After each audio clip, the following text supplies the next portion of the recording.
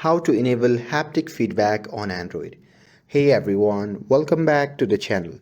In today's video, I'll show you how to enable haptic feedback on an Android phone.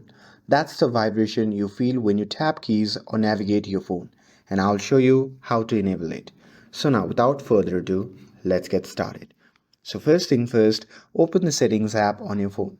And now here, once you are inside the settings, simply scroll down and tap on sound and vibration. This option may vary slightly depending on your phone model.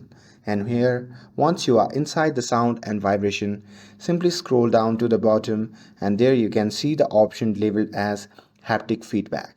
So to turn this on, simply toggle on this option and this will enable subtle vibration when you are navigating your device or typing. And that's it. Now you have enabled haptic feedback on your Android phone.